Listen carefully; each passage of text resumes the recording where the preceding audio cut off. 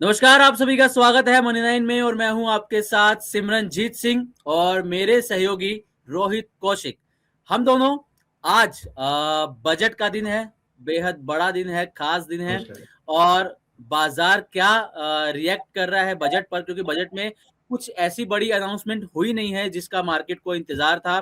और खासकर क्योंकि हमारा ये जो शो है हम लेकर आए हैं गोल्ड और सिल्वर पर। गोल्ड सिल्वर जो है 30 जनवरी को बुरी तरीके से क्रैश होते नजर आए और आज 1 फरवरी बजट वाले दिन भी जो है हालात बदले नहीं है। आज भी सोने चांदी में जबरदस्त गिरावट जो है वो जारी है, गिरावट जारी है। और कितना असर कहां पर पड़ता हुआ नजर आया है ये आज हम इस शो में डिस्कस करने वाले हैं और हमारे साथ कई एक्सपर्ट्स भी इस मुद्दे पर बातचीत करने के लिए जुड़ने वाले हैं, उनसे भी आपको रूबरू करवाएंगे।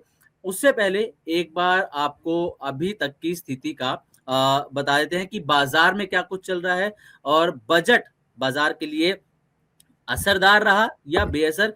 ये आपको इस बात से अंदाजा लग जाएगा कि बाजार इस वक्त जो है वो 25,000 से निफ्टी जो है नीचे आ गया था 25,000 के लेवल से। हालांकि अब एक बार फिर से 25,000 के ऊपर उठा है। इस वक्त 400 पॉइंट्स की गिरावट यहां पर निफ्टी में देखने को मिल रही है।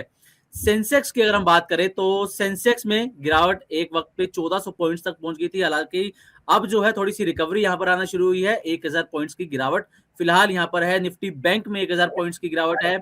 निफ्टी आईटी के अंदर करीब करीब 500 पॉइंट्स की गिरावट यहां पर नजर आ रही है। और ये है आज के बाजार का हाल। अगर कुछ सेक्टर्स की बात करें तो आज फिलहाल इस वक्त पर जिस पर हम लाइव जो शो कर रहे हैं एक भी सेक्टर ऐसा नहीं है जिसमें तेजी देखने को मिल रही हो, क्योंकि जो बजट है, बाजार की जो स्थिति है उसको देखकर ऐसा ही लग रहा है कि बजट बेअसर यहाँ पर नजर आ रहा है।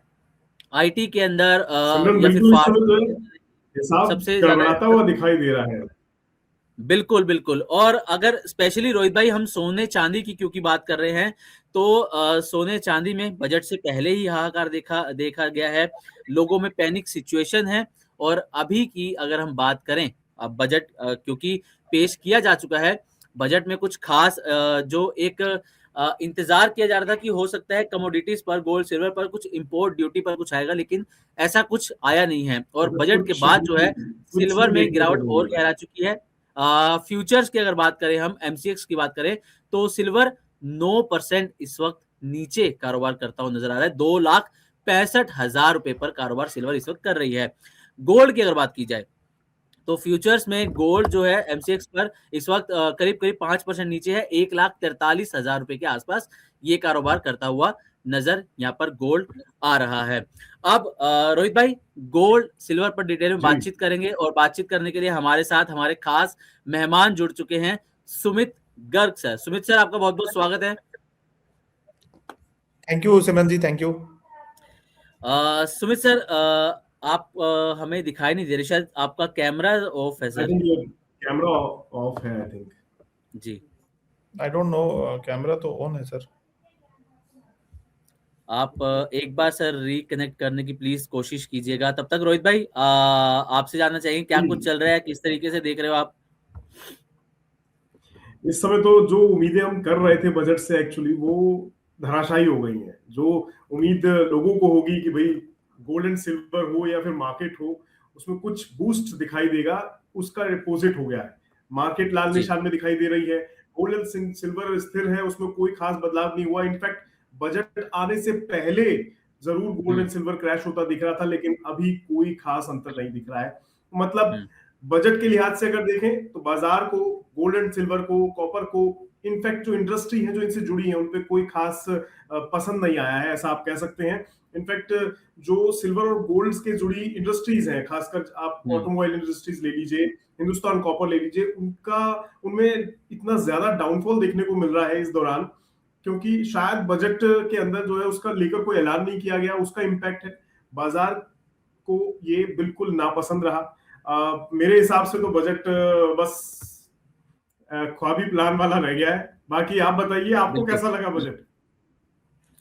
रोहित भाई देखिए, जिस बड़े ऐलान का इंतजार किया जा रहा था, हालांकि जो एक्सपर्ट्स थे उन्होंने साफ-साफ कहा था कि इस बजट में किसी बड़े ऐलान की उम्मीद ना की जाए, क्योंकि सरकार ने जो कुछ आपको देना था, वो पिछले बजट में सरकार दे चुकी है। स्पेशली जो हम सैलरीड क्लास के लिए या आम लोगों के लिए बोलें कि 12 लाख तक की आपकी जो इनकम है, उसको टैक्स फ्री किया था। ये एक सबसे बड़ा ऐलान उस वक़्त पे माना गया था, वहाँ पर सरकार ने राहत दी। फिर उसके बाद भी अगर हम देखें कंज़म्पशन बूस्ट की बात करें या आम लोगों को राहत देने की बात करें तो उसके बाद आरबीआई ने जो है लगातार रेपो रेट कम किया, कर्ज लोगों का सस्ता किया कि अगर किसी को होम लोन लेना है, किसी को ऑटो लोन लेना है, उनको कम दरों पर लोन मिले और जिनके पास पहले से लोन है, उनका भी जो ईएमआईज़ वो भरते हैं वो कम हो और वो उनके पास पैसा बचे और उस पैसे को वो मार्केट में खर्च कर पाएँ और कंज़म्पशन उससे बूस्ट होता हुआ नज़र आए। ये भी राहत दी। फिर उसके बाद सबसे बड़ा बदलाव एक जो पिछले साल रहा रोहित, वो ये था जीएसटी में बदलाव। 4 स्लैब्स थी, उसको घटाकर 2 कर दिया और उसका असर हमने साफ-साफ देखा और सबसे ज़्यादा असर उसका ऑटो इंडस्ट्री पर हमें देखने को मिला। 22 सितंबर को ये बदलाव लागू हुए थे रोहित, 22 सितंबर 2025 को और उसके बाद ऑटो इंडस्ट्री में इतना ज़बरदस्त बूस्ट आया, मारुति ने 1 दिन में रिकॉर्ड कारें बेच ली। क्यों? क्योंकि उसमें जो छोटी कारें थी, स्मॉल कार्स थी, हैचबैक थी या जिनका इंजन 1200 सीसी से कम था, उस पर पहले 28% का टैक्स लगता था, जीएसटी लगता था, उसको घटाकर सीधा कर दिया गया 18%। तो यहाँ पर काफ़ी पैसा लोगों का बचता हुआ नज़र आया। उसके ऊपर फेस्टिव सीज़न था, तो कंपनियों ने कई बड़े डिस्काउंट दिए लोगों को और लोगों ने भी उसको हाथों-हाथ लिया और उसका असर ये रहा कि ऑटो इंडस्ट्री ने रिकॉर्ड सेल्स की। अच्छे उनके नतीजों की बात करें तो नतीजे भी उनके अच्छे आए। इस तरीके से भी हमारी इकोनॉमी को बूस्ट मिला, कंज़म्पशन को बूस्ट मिला और देखा जाए तो इसी वजह से जो पिछले सरकार ने इतने राहत दी, इसी वजह से एक्सपर्ट कह रहे थे कि इस बजट में कोई बड़ी उम्मीद ना की जाए और वही हुआ, कोई बड़ा ऐलान जो है वो यहाँ पर बजट के अंदर होता हुआ नज़र नहीं आया है। अब बात कर लेते हैं रोहित भाई जो हमारा मेन टॉपिक आज का है, ये हमने यहाँ पर मार्केट की भी बात कर ली और सरकार के जो प्रयास हैं उनकी भी बात कर ली। इस बजट में भले ही कुछ खास हुआ नहीं, लेकिन पिछले बजट में लोगों को राहत दी ही गई थी और सरकार का कहना ये भी है कि आगे भी लोगों को कई तरीके की राहत दी जाएगी, तो इस पर चलता रहेगा। और आज हम क्योंकि सिल्वर और गोल्ड पर बात कर रहे हैं, तो इसकी बात करना यहाँ पर ज़रूरी हो जाता है इस बारे में क्योंकि जरूरी बनता है। बिल्कुल, बजट से पहले ही हम सोने-चांदी में गिरावट देख रहे थे। लोगों को उम्मीद थी कि आज बजट में कुछ सोने-चांदी पर अगर आ जाए तो सोना-चांदी जो है बाउंस बैक यहाँ से कर सकते हैं, लेकिन फिलहाल बाउंस बैक करते हुए जो गोल्ड और सिल्वर है वो नज़र नहीं आ रहे हैं। अब ठीक इसी तरीके से कॉपर का भी हाल है। अगर मैं कॉपर के भी इस वक़्त प्राइसेज़ रोहित भाई अगर मैं लाइव देखूँ तो कॉपर भी एमसीएक्स पर इस वक़्त करीब-करीब 5% नीचे है। यानी कि कॉपर ने 2 से 3 दिन पहले 1400 के से ज़्यादा का एक रिकॉर्ड हाई टच किया था, लेकिन अब ये ₹1225 पर आ गया है। 1200 एमसीएक्स के ऊपर साढ़े 5 सवा 5% के आसपास कॉपर भी यहाँ पर नीचे नज़र आ रहा है। तो जी, बिल्कुल। ये कुछ सोने-चांदी का हाल है और कॉपर का भी हाल है। अब सिल्वर, गोल्ड पर हमारे साथ बातचीत करने के लिए हमारे साथ एक्सपर्ट जुड़ने वाले हैं सुमित गर्ग जी। फिलहाल उनके नेटवर्क में थोड़ा-सा इश्यू है, तो हमारे जितने भी व्यूअर्स देख रहे हैं, दर्शक देख रहे हैं, उनसे माफ़ी चाहेंगे थोड़ा-सा डिले के लिए क्योंकि हमारे गेस्ट भी काफ़ी बिज़ी हैं क्योंकि बजट का दिन है, उनके भी काफ़ी टाइट शेड्यूल है, लेकिन फिर भी वो हमारे साथ यहाँ पर जुड़ रहे हैं, आपसे बातचीत करने के लिए यहाँ पर आ रहे हैं। और आपके जो भी हम यहाँ पर अगर आपका कोई सिल्वर पर, गोल्ड पर, कॉपर पर दर्शकों से निवेदन है, आपका कोई भी सवाल है तो आप हमें कमेंट सेक्शन में अपने सवाल भेज सकते हैं। हम अपने एक्सपर्ट से उसके बारे में ज़रूर यहाँ पर बातचीत करेंगे। तो बस जुड़ने वाले हमारे गेस्ट आप थोड़ा-सा सिमरन, इंतज़ार मैं कीजिए। इनफैक्ट अभी सिमरन मैं देख रहा था कि तुम दर्शकों से बातें कर रहे हो, ज़रूर वो सवाल अच्छे-अच्छे पूछें हमारे गेस्ट थोड़ी देर। बिल्कुल। लेकिन मैं अभी चेक कर रहा था कि कॉपर, सिल्वर एंड गोल्ड कोई एक भी ऐसा नहीं है जिसमें थोड़ा सुधार दिखा हो। बजट से पहले ही गिरे हुए थे, इनफैक्ट अब भी गिरे हुए हैं और सिल्वर ज्यादा टूटा हुआ दिखाई दे रहा है। 9% के करीब की गिरावट इस समय दिखाई दे रही है सिल्वर के अंदर और ये एक इंडस्ट्रियल मेटल है जिसकी इंपॉर्टेंस इंडस्ट्री में ज्यादा है। कॉपर भी ऐसे ही है, गोल्ड को साइड अगर कर दे तो, लेकिन सिल्वर सबसे ज्यादा टूटा हुआ इस समय दिखाई दे रहा है। 9% के करीब की गिरावट, 2.65 के आसपास इस समय इसमें दिखाई दे रहे हैं इसके भाव। बहुत रफ्तार पकड़ी थी सिल्वर ने। कॉपर का भी हाल ऐसा ही, जैसा कि अभी सिमरन ने बताया, कहाँ 1400 कहाँ 1225 का भाव 5% से नीचे इस समय दिखाई दे रहा है। और ये चीजें दिखाती हैं कि बाजार को, कम्युनिटी मार्केट को ये बजट रास नहीं आया है। बिल्कुल। और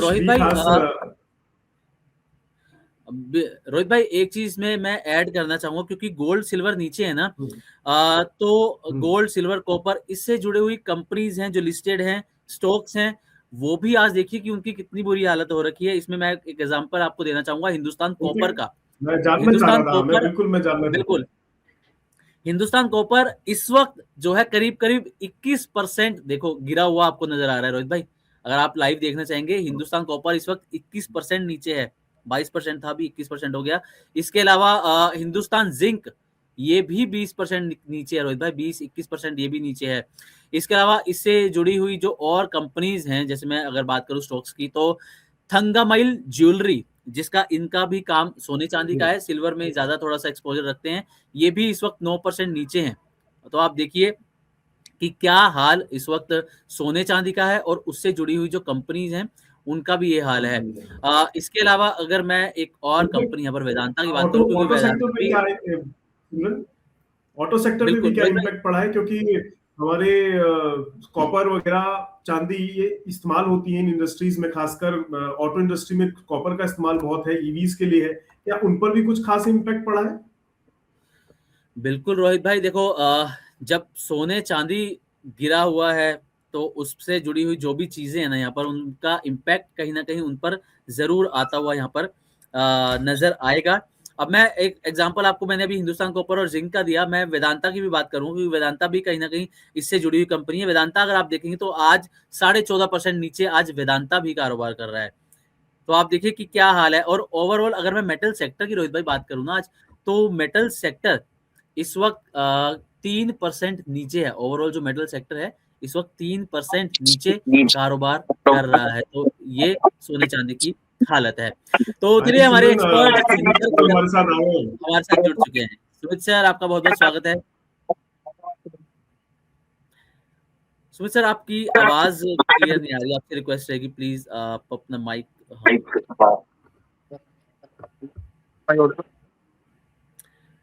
जी सर, आई थिंक आपके नेटवर्क में थोड़ा सा इशू है, आपकी वॉइस ब्रेक हो रही है। सर मैं बिल्कुल नेटवर्क में हूँ, पता नहीं आज क्यों ऐसा हो रहा है। अब ठीक है सर, आपकी आवाज बिल्कुल क्लियर आ रही है सर। तो सुमित सर, सबसे पहले आपसे ये जानना चाहेंगे कि बजट से उम्मीदें बहुत ज्यादा थी, और हालांकि इस बार बजट में कोई ऐसे बड़े अनाउंसमेंट्स होते हुए नजर नहीं आए हैं। स्पेशली अभी हमने प्री बजट भी एक शो किया था आपके साथ, और उसमें हमने बात करी थी इंपोर्ट ड्यूटी पर। बजट में कुछ इस तरीके की अनाउंसमेंट होती हुई नजर नहीं आई है सुमित जी। तो आप कैसे देख रहे हैं इस बजट को? पहले तो इस बजट को आप किस तरीके से देख रहे हैं, और आज जो बजट के बाद भी गोल्ड सिल्वर का हाल है सर, कैसा लग रहा है आपको ये? सिमरन जी देखिए, बजट का बहुत इम्पैक्ट कोई नहीं आया है गोल्ड और सिल्वर दोनों चीजों पे ही। उसके पीछे बजट आने से पहले ही गोल्ड और सिल्वर के यही हाल थे जो अभी हम देख रहे हैं। सिल्वर अभी 9% के फ्रीज पर चल रही है, लोअर सर्किट लगा हुआ है, ट्रेडिंग बंद कर रखी है। तो वो बजट के आने से पहले भी जब हम डिस्कशन कर रहे थे इसी शो पे, तब भी वो 9% के फ्रीज पे ही थी। और गोल्ड तो 1,38,000 का बॉटम लगा के थोड़ा रिकवर हुआ है और 146-147 पे ट्रेड कर रहा है। तो जैसा हम पहले भी डिस्कस कर रहे थे कि बजट में इंपोर्ट ड्यूटीज बढ़ने की जो उम्मीद थी, वो मैंने तब भी नकारा था कि ऐसा कुछ भी नहीं होने वाला है, कि हमें कोई एक्सपेक्टेशन नहीं है कि बजट में कोई इंपोर्ट ड्यूटी बढ़ेगी। तो वैसा ही हुआ। तो मुझे ये लग रहा है कि बजट का कोई इम्पैक्ट नहीं है गोल्ड और सिल्वर पे। ये जो गिरावट हम देख रहे हैं, कल 37% सिल्वर डाउन थी और आज लगभग 9% सिल्वर डाउन है। तो ये गिरावट के पीछे दो मेन कारण है। उनमें से एक मेन कारण है केविन वॉर्श का फेड चेयरमैन की तरह नियुक्त होना, क्योंकि वो डॉलर की स्टेबलाइजेशन के लिए बहुत पॉजिटिव पर्सन है। तो उनको एक ऐसे व्यक्ति के रूप में देखा जा रहा है जो अमेरिका की स्टेबिलिटी के लिए काम करेंगे। सेकेंडली, सबसे बड़ा रीजन है सीएमई में और एमसीएक्स पर फ्यूचर ट्रेडिंग में सिल्वर और गोल्ड के और कॉपर के मार्जिन मनी जो बढ़ाए गए हैं, उसकी वजह से लोगों ने, जो रिटेल इन्वेस्टर हैं, फुटकर इन्वेस्टर हैं, उन्होंने अपने आप को एग्जिट किया है बहुत बड़ी क्वांटिटी में, क्योंकि आप समझिए एक सिल्वर पे 70-70 लाख रुपए का डिपॉजिट, 65 लाख रुपए का डिपॉजिट, वो बहुत मायने रखता है। आज के रेट पे भी अगर हम सिल्वर का एक लॉट सिल्वर का 30 किलो का होता है, तो अगर हम 2.5 लाख के आसपास के रेट की बात करते हैं तो 75 लाख रुपए तो टोटल वैल्यू ही है एक लॉट की। तो उस एक लॉट की वैल्यू को ट्रेड करने के लिए मार्जिन मनी ही 65 लाख कर दी। तो ऑब्वियसली जो रिटेल इन्वेस्टर या ट्रेडर है वो वहां से अपना एग्जिट लेगा ही लेगा। सो ये 2 रीजन मुझे दिखाई देते हैं, एक फेड चेयरमैन का बदलाव और दूसरा मार्जिन मनी जो सीएमई और एमसीएक्स की ट्रेडिंग में बढ़ाई गई है। उन दोनों रीजन से सिल्वर ने और गोल्ड ने इतना बड़ा झटका हमें दिया है, जिससे बहुत कोहराम बाजार में मचा हुआ है। तो सुमित सर, फिर अब इस माहौल के अंदर किया क्या जाए? अब जिन लोगों ने, आपने देखा होगा कि फोमो भी बहुत है, लोगों ने फोमो में बहुत खरीदारी करी। सिमरन जी, फोमो तो 4 लाख के भाव पे भी चल ही रहा था। 2 लाख से जब सिल्वर बढ़कर विदिन एक महीने के अंदर सिल्वर ने 3 लाख से 4 लाख का भाव दिखाया, और 2 लाख से 3 लाख आने में भी सिल्वर ने लगभग 1 महीने का ही टाइम लिया था। तो 2 महीने के अंदर सिल्वर ने लगभग 2 लाख के भाव से 4 लाख पे आ गई। तो उस टाइम पे हर इन्वेस्टर को ये लग रहा था कि हमसे सिल्वर छूट गई। देखिए, मैंने पिछले सेशन में भी जिक्र किया था कि एंट्री और एग्जिट किसी भी ट्रेडिंग में बहुत मैटर करते हैं, चाहे वो कोई भी कमोडिटी हो या रियल एस्टेट हो या कोई भी स्टॉक्स हो। तो अगर हमें मतलब वो बात हमेशा याद रखनी चाहिए कि B greedy when everyone is fearful and B fearful when everyone is greedy. उस फोमो में सब लोग लालच में थे, या फोमो में थे कि हमें सिल्वर लेनी है। तो एज ए ज्वेलर भी मैं आपको बता रहा हूँ, हमारे पास भी बहुत सारे रिटेल इन्वेस्टर्स हैं, इवन लेडीज हैं जिन्होंने घर के पैसे जोड़े हुए थे, सिल्वर ली। कल भी मेरे पास सैटरडे की सुबह मेरे पास 2 लेडीज बैठी थी, उन्होंने मुझसे कहा कि भैया सिल्वर नहीं ले पाए, क्या अभी ले लें? तो आई सजेस्टेड देम कि 4 लाख के भाव पे I will not suggest you to enter into silver, we should wait. ऐसा नहीं है कि दुनिया खत्म होगी और सिल्वर दोबारा दिखेगी नहीं, हमें फिर मौका मिलेगा। जब मौका मिलेगा तो उस ट्रेन में, चलती ट्रेन में फिर चढ़ जाना। अभी आप इतने पीक पे लेंगे, यहाँ से लाख रुपए 50,000 रुपए गिर गई तो आपका हार्ट बीट जो है वो स्टेबल नहीं रह पाएगा। जी बिल्कुल। तो मेरी ये राय, बबल है काइंड ऑफ, जिसमें थोड़ा संभल कर, नहीं बबल नहीं है रोहित जी, बिल्कुल भी बबल नहीं है। सिल्वर गोल्ड जो है वो टेंजिबल मेटल है सर, कोई पेपर करेंसी नहीं है, कोई पेपर ट्रेडिंग नहीं है, वो हम फिजिकली छू सकते हैं, ऐसे मेटल है, कोई क्रिप्टो करेंसी नहीं है। मतलब I am not against any commodity और करेंसी, बट मैं बीइंग ए ज्वेलर, मैं 21 साल से ज्वेलर हूं, तो मुझे मेरे रग रग में ज्वेलरी है। तो गोल्ड और सिल्वर से हमें एक ऐसा लगाव है क्योंकि हम उनको टच एंड फील कर सकते हैं, we can hold them physically. तो वो मुझे लगता है कि जितनी न्यूज थी सिल्वर के पीछे, उनके बढ़ने के चांसेस के पीछे जो रीजंस थे, हम सोशल मीडिया पे भी तमाम तरह के रील्स देख रहे हैं, न्यूज में भी टॉक ऑफ द टाउन बना हुआ है सिल्वर। तो वो सारी न्यूज कोई खत्म थोड़ी ना हो गई, ना टेंशन खत्म हुई है, ना टैरिफ वॉर्स खत्म हुई है, ना सिल्वर की सप्लाई बढ़ गई है, कोई नई माइंस मिल गई है हमें, ऐसा कुछ भी नहीं हुआ है। तो ये पेपर ट्रेडिंग में जो 2 झटके, 2 बड़ी न्यूज आई हैं, उनसे घट गई है। मुझे लगता है कि 15-20 दिन में, 3 हफ्तों में रिकवरी वापस आ जानी चाहिए। ओके, तो चलिए हमारे साथ एक और एक्सपर्ट हमारे साथ यहाँ पर जुड़ चुके हैं रोहित भाई, गोल्ड सिल्वर पर बात करने के लिए। राहुल गुप्ता जी, सीएमडी हैं पीपी ज्वेलर्स के। राहुल सर, आपका बहुत बहुत स्वागत है मनी9 में। नमस्कार जी। राहुल जी, आपसे सबसे पहले यही जानना चाहेंगे कि गोल्ड और सिल्वर में, अभी सुमित सर से भी हम यही बात कर रहे थे कि जितनी तेजी आई है उसके बारे में तो कुछ बताने की जरूरत ही नहीं है। सिल्वर ने किस तरीके से रिटर्न दिया है पिछले 1 साल के अंदर, गोल्ड ने कैसा परफॉर्म किया है, या फिर इसके अलावा कॉपर की अगर हम बात करें तो कॉपर के प्राइजेस कितनी तेजी से बढ़े हैं। सर, अब कीमतें 4 लाख पार कर गई सिल्वर की, लेकिन वहां से गिर के फिर एक बार से कीमतें नीचे आ गई। तो अब जिन्होंने पैसा लगाया सिल्वर के अंदर, क्योंकि शुक्रवार को भी भारी गिरावट रही, क्रैश हुई, आज भी गिरावट है, तो अब वो लोग क्या करें जिन्होंने सिल्वर खरीद ली हायर प्राइस पर? सर देखिए, सिल्वर और गोल्ड में काफी फर्क है। सिल्वर को सेंट्रल बैंक्स नहीं खरीद रहे हैं और गोल्ड को सेंट्रल बैंक्स खरीद रहे हैं। जो अंतर्राष्ट्रीय अनिश्चितताएं हैं, जो अंतर्राष्ट्रीय सेंट्रल डॉलर की जो डिबेसमेंट हो रही है कि डॉलर को सेंट्रल बैंक से प्रेफर नहीं कर रहे हैं इंटरनेशनल ट्रेड के अंदर, उसका जो असली फायदा है, उसका जो असली इफेक्ट है वो गोल्ड पे है।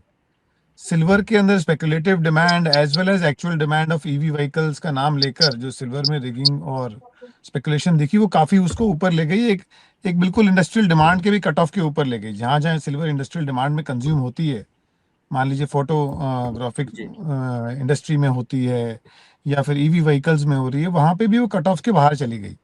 तो उसके अंदर जाहिर सी बात है, जब जो इंडस्ट्री उसको कंज्यूम कर रही है हैवी क्वांटिटी के अंदर और उसकी वायबिलिटी से चीज बाहर चली जाएगी, तो करेक्शन एक बार आएगी आएगी।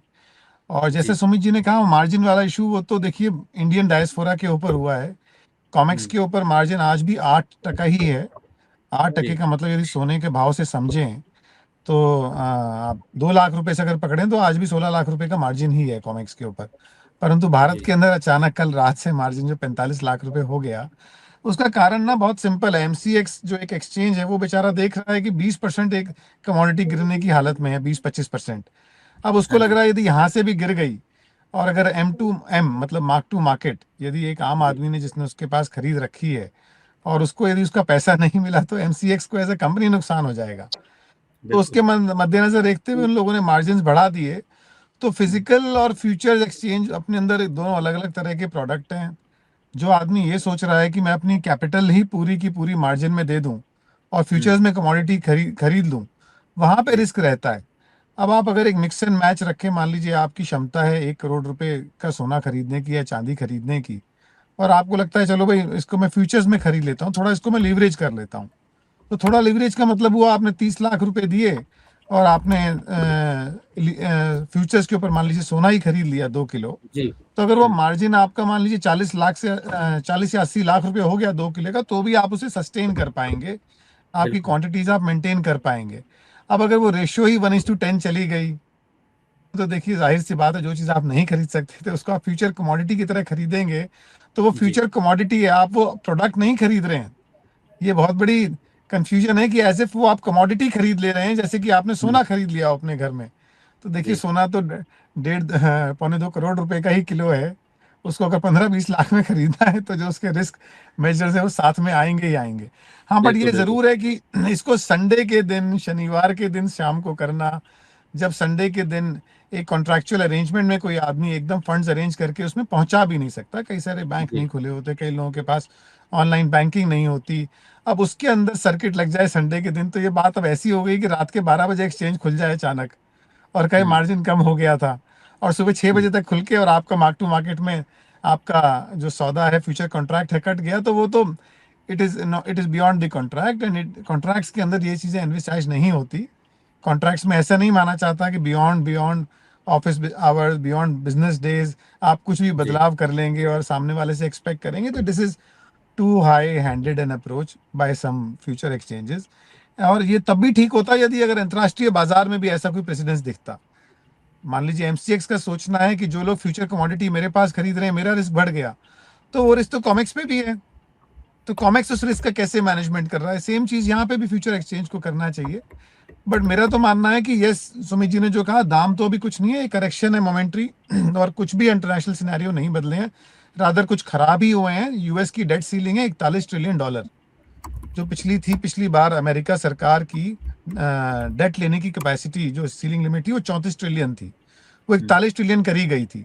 अब अगर जी, वो ब्रीच हो जाएगी, तो फिर तो और भी और सेंट्रल बैंक्स होंगे और देश होंगे जो डॉलर से बाहर निकल के सोने में जा रहे होंगे, तो दाम और ऊपर ज्यादा जाने की बात है। पर समझने की बात यह है कि इतने वॉलेटाइल मार्केट के अंदर फ्यूचर्स ट्रेड करें तो अच्छा खासा मार्जिन मेंटेन करके करें, otherwise physical is more preferred. That is जी, what I can see in volatile markets. पहले भी 1980 में ऐसा कहते हैं, इसी तरह की वॉलेटिलिटी आई थी। जी, तो तब भी ये कहा जाता है कि जिसने जो चीज कमोडिटी हाथ में खरीदी ना, हुँ, उसको हुँ, उसका मुनाफा मिला। आज भी जैसे चाइना के अंदर एक्सपोर्ट्स बैंड है, अब वहां पे प्रीमियम चांदी के हुँ, आज भी बहुत हाई है। ऐसा सुनने में आ रहा है, बीस जी, पच्चीस परसेंट प्रीमियम भी है कुछ कुछ शहरों में वहां पर। तो मतलब हुँ, दाम शायद वहीं पे ही है, सिर्फ फ्यूचर एक्सचेंजेस के अंदर आपको दाम में गिरावट और बढ़ाव दिख रहा है, ऐसा नजर आता है। तो कमोडिटीज के अंदर कॉन्फिडेंस में कोई खास फर्क नहीं दिखता। हाँ, मेरा ये जरूर मानना है, मेरा पर्सनल मानना है कि सोना, क्योंकि बहुत सारे सेंट्रल बैंक खरीद रहे हैं, 250 सेंट्रल बैंक खरीद रहे हैं, तो कोई जी, बहुत गिरावट नहीं दे सकता। अपने आप सेंट्रल बैंक जिनको स्वैप करना है डॉलर टू गोल्ड, वो मार्केट में आ जाएंगे। जहां जी, तक चांदी की बात है, तो इंडस्ट्रियल डिमांड ज्यादा है, इन्वेस्टमेंट डिमांड कम है। तो कहीं ना कहीं सर्किट लगकर फ्लक्चुएशन 2014 की तरह जब 25 से 75 हुई थी, तो वापस 75 से 25-20 हो गई थी। वही जी, चीज अभी तो उतना खैर नहीं आया है, उतना पैनिक वाली कोई बात नहीं दिखती। बट मुझे फिर भी लगता है चांदी में वॉलेटिलिटी हाई है, सोने में वॉलेटिलिटी कम है। सोना ज़्यादा स्लो स्पीड से ऊपर जाता दिखेगा। चांदी में इतनी वॉलेटिलिटी है कि आम रिटेल इन्वेस्टर के लिए उस वॉलेटिलिटी को फ्यूचर्स पे मैनेज करना बहुत मुश्किल हो जी। जाएगा, ऐसा मानना है। राहुल सर, मैं आपसे एक सवाल और पूछना चाहूंगा। सवाल हालांकि क्योंकि आपने ऑलमोस्ट गोल्ड एंड सिल्वर पे सब चीजें बताई दी हैं और निवेशकों को क्या करना चाहिए वो भी आपने बता दिया। एक चीज ये कि आपको बजट कैसा लगा ये जरूर बता दीजिए। क्या उस देखिए, कुछ ऐसी बजट एक्सपेक्टेशन थी में जो आप इस उम्मीद कर व्यापार रहे से थे? रिलेटेड तो कुछ भी नहीं आया। खैर, सोने जी, चांदी के बिल्कुल। बिल्कुल व्यापार कुछ से नहीं रिलेटेड आया। तो एक ही बदलाव आया है अभी फाइनेंस एक्ट आने के बाद। भारत में ना गोल्ड रिफाइनिंग होती थी, तो लोग कच्चा सोना इंपोर्ट करते थे, कच्ची चांदी इंपोर्ट जी। करते थे, रिफाइनिंग करते थे, जिसपे एक 65 पैसे का कंसेशन था, 0.65% का। तो उसमें एजेंडा था कि सारा भारत में ही कच्चा सोना आने लगे, यहीं से रिफाइन होके जाने लगे।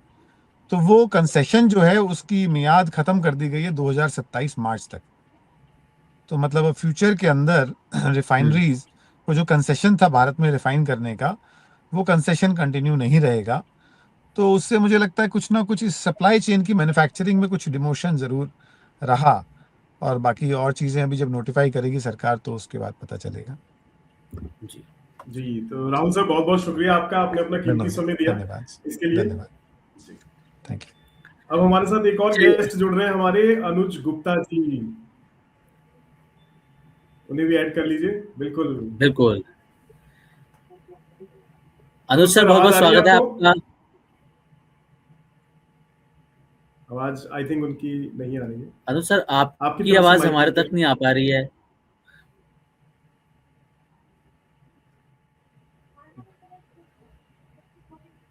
नहीं सर, अभी आपकी कुछ आवाज नहीं आ रही। चलिए, अनुज सर हमारे साथ जब तक जुड़ते हैं, दोबारा सुमित जुड़ सर, रहे आपसे मैं यहाँ पर जानना चाहूंगा। अभी राहुल जी से बात हो रही थी तो उन्होंने एक जिक्र किया बीच में कि आपके हाथ में कोई चीज है, गोल्ड सिल्वर, और एक आप डिजिटली इन्वेस्ट कर रहे हैं, तो उसमें फर्क आया था। तो आपसे कोई इन्वेस्टर पूछे कि मैं फिजिकल गोल्ड या सिल्वर में पैसा लगाऊं, या फिर मैं डिजिटल गोल्ड सिल्वर में, यानी कि मैं सिल्वर ईटीएफ ले लूं, या डिजिटली तरीके से पैसा लगाऊं, आप क्या सजेस्ट करते हैं सर? देखिए, मुझे ये लगता है कि वैसे तो ईटीएफ्स जो हैं वो फिजिकल मार्केट से थोड़े से चीपर होते हैं क्योंकि उनपे जीएसटी वेव ऑफ होता है। तो जी। हमेशा ये सजेशन रहता है फाइनेंशियल एक्सपर्ट्स का कि आपको डिजिटल ही फिजिकल की बजाय डिजिटल ही गोल्ड और सिल्वर खरीदना चाहिए।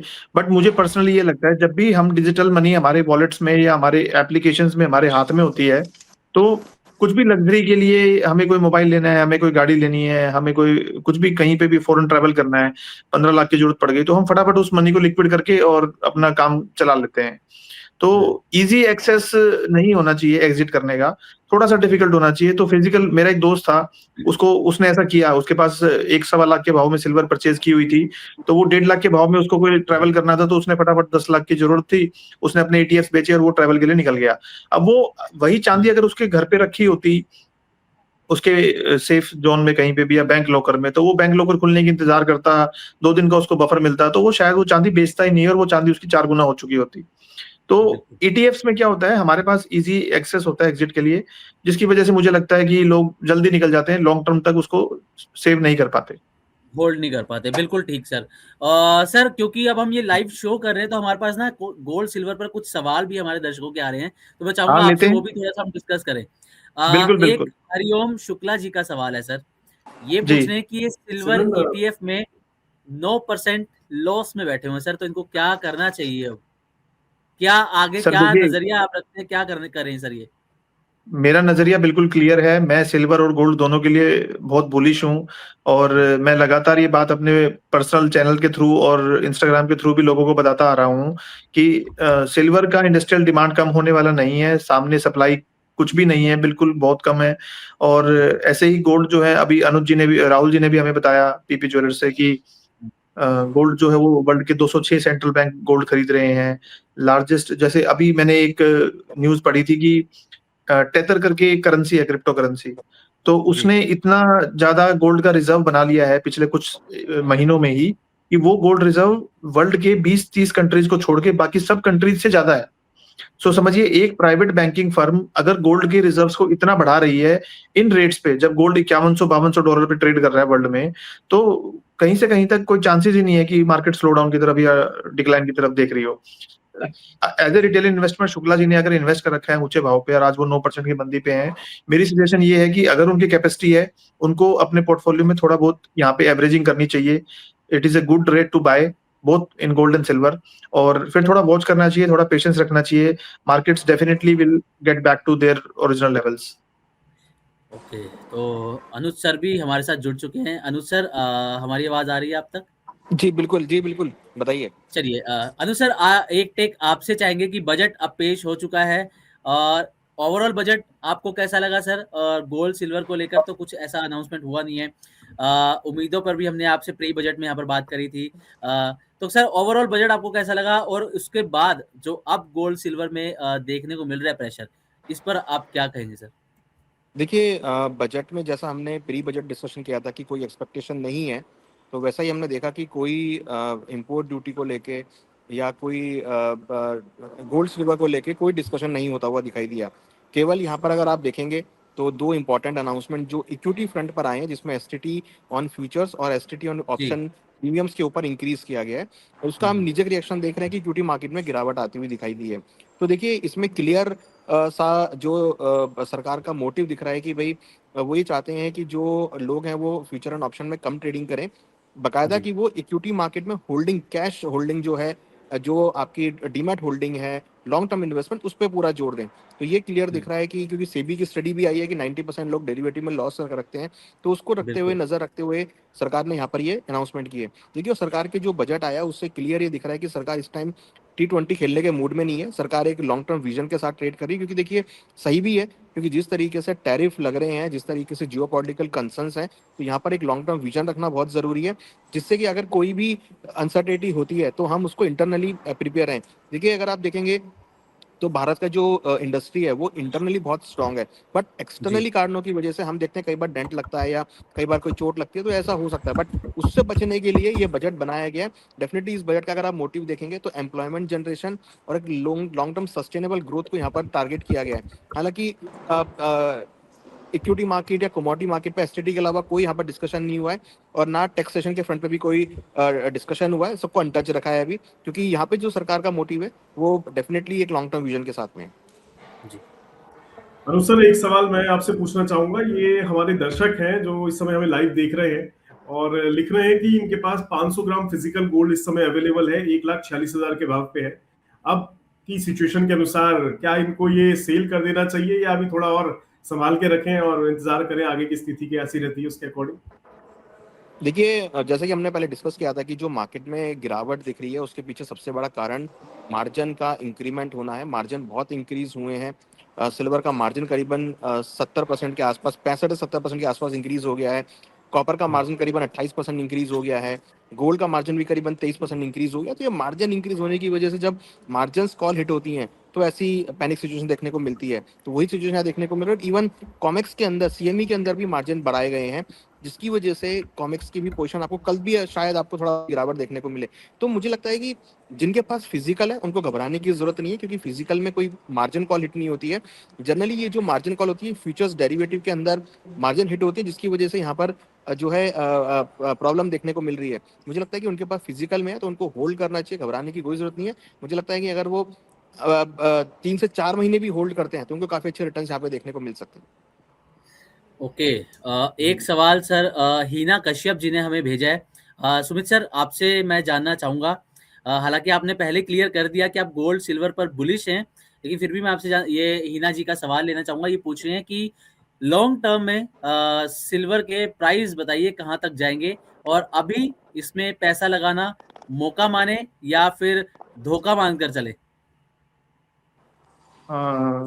लॉन्ग टर्म के प्राइसेस बताना तो देखो ऐसे कोई भी नहीं बता सकता, बट हाँ मेरी स्पेकुलेशन तो बुलिश है। और मुझे लगता है कि मैं भी बहुत सारे फाइनेंशियल एक्सपर्ट्स को फॉलो करता हूँ, रॉबर्ट कियोसाकी हैं और इंटरनेशनल एक्सपर्ट्स और भी हैं, और लीडिंग बैंक्स भी हैं जो स्पेकुलेट कर रहे हैं कि $300 के आसपास सिल्वर जा सकती है। तो दैट मीन्स कि यहाँ से लगभग 3 गुना तक के प्राइस हो सकते हैं सिल्वर के नियर फ्यूचर। तो मेरे हिसाब से इन्वेस्टमेंट्स को होल्ड करना चाहिए, कोई भी पैनिक सेलिंग नहीं करनी चाहिए। जैसे अनुज सर भी बता रहे हैं कि सिर्फ मार्जिन मनी बढ़ने से ही लोगों के, आप समझिए एक रिटेल इन्वेस्टर जिसका जिसने अपना एक लॉट सिल्वर ले रखा था, परचेज कर रखा था, उसकी मार्जिन मनी उन्होंने एकदम से बढ़ा दी सैटरडे को।